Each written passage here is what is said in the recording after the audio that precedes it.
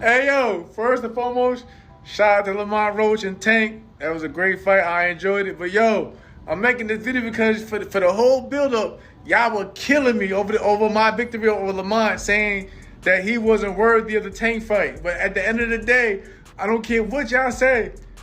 I got that W. That's all I'm saying. I got the W. The boxing world erupted after the intense showdown between Gervonta Davis and Lamont Roach. Their history dates back to the amateur rank.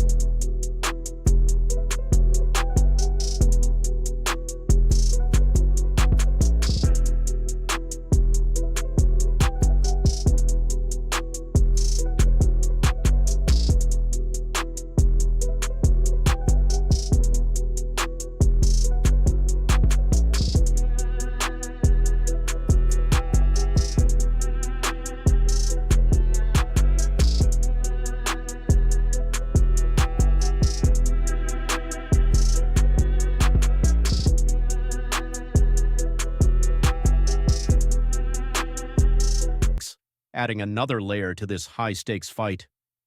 Roach's father and trainer, Lamont Roach Sr., has watched Davis rise to superstardom, but past familiarity meant nothing leading up to this bout. "My mindset is to beat his," Roach told Boxing Scene before the fight. He claimed his title in November 2023 by defeating Hector Luis Garcia on the undercard of David Benavidez versus Demetrius Andrade. Roach defended it once against Furkan Memisholu on ProBox TV before landing the biggest opportunity of his career, facing Davis. "This camp is different because I feel like they are counting me out," Roach admitted. With tensions high and the atmosphere electric, both fighters had everything to prove. The reactions from fans, analysts, and boxing legends after the fight only added to the drama surrounding this unforgettable clash. Lamont Roach Jr. wasted no time making his intentions clear on March 1st, kicking off with the classic line, "Roses are red, violets are blue." The 29-year-old's eager anticipation came in response to Terence Crawford's candid remarks. The former undisputed champion asserted that only his close friend Shakur Stevenson and stablemate Keyshawn Davis, who recently cemented his status among the lightweight division's elite, possessed the skill to truly challenge Gervonta Davis. Davis has built a reputation as a relentless finisher, forcing opponents into retreat with his devastating power. His previous outing saw him stop Frank Martin in his only 2024 fight, following a knockout victory over Ryan Garcia the year before. Roach appeared to be facing an insurmountable challenge, but so did Muhammad Ali when he stepped into the ring against George Foreman in Kinshasa. What followed became legendary, etching the Rumble in the Jungle into boxing history. Could Roach defy the odds and create his own unforgettable moment? The world may have just witnessed the rise of a new WBA lightweight champion. "Roses are red, violets are blue. March 1st sounds like and the new," Lamont Roach Jr. declared. This fight wasn't just another title defense for Gervonta Davis or another challenge for Roach. It was deeply personal. Their rivalry dates back to 2011 when Davis defeated Roach twice as an amateur. Now, more than a decade later, Roach was hungry for redemption and wasn't shy about saying it. But if there's one thing Davis won't do, it's back down, especially when the trash talk starts flying. The moment Roach spoke up, Davis was quick to fire back. "Roses are red, violets are blue. March 1st sounds like a 'don't worry, baby, you'll be home soon' from the hospital," Davis shot back. Fans wasted no time flooding in with reactions, ranging from enthusiastic approval to outright dismissal. One thing was clear, they were relishing the playful back and forth. Meanwhile, Terence Crawford might have thrown a wrench into the build-up.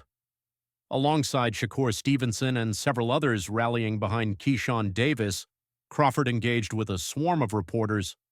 Now crowned the double WBO lightweight champion, his influence has turned a potential showdown with Davis from speculation into a real possibility. When asked about a future title unification, Crawford simply shrugged. "Whoever," he replied before adding, "Tank knows what he's up against when he fights Shakur or Keyshawn." With tensions high and new rivalries forming, the lightweight division is heating up like never before. I said it on Twitter. It went viral when I said the top 5 thing. A lot of people agreed. A lot of people disagreed. Tank said I was a meat lover. He came in, he was like, "Oh, this guy, you a meat lover." But Tank would never even think about hesitating to come up to 154. All right, what about 47 though? Yes, if he get to pick his opponent. If Tank get to pick his opponent, he would do it. But Tank would never come from 35 to 54. Criticism of Gervonta "Tank" Davis resurfaced once again, with many, including Terence Crawford, arguing that Davis continues to face opponents who don't truly challenge him. "They might have a little skill here and there, but mentally they're not going to be able to keep it up for the whole fight," Crawford stated. Was Lamont Roach Jr. another name on that list? Crawford didn't explicitly include him, but he made it clear that he believes only 2 fighters, Shakur Stevenson and Keyshawn Davis, have what it takes to hand Tank his first defeat. "Them 2 guys, Shakur and Keyshawn, they're the ones that'll give Tank his first loss," Crawford concluded. Meanwhile, former champion Mikey Garcia weighed in on the Davis versus Roach matchup in an interview with Fight Hub TVE.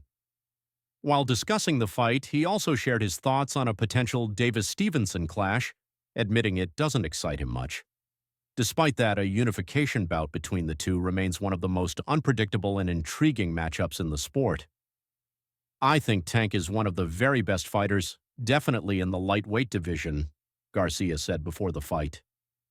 I don't think Roach would be a speed huge threat and for reflexes, Tank was is more very inclined to engage in an talented, very actual skilled. fight. He said, Shakur With Stevenson's opinions going to be a divided dull, and potential not as exciting showdowns of a looming, matchup, and I think the that's why debate over he's going to Tank have a Davis's tough time getting competition some of these big continues. fights.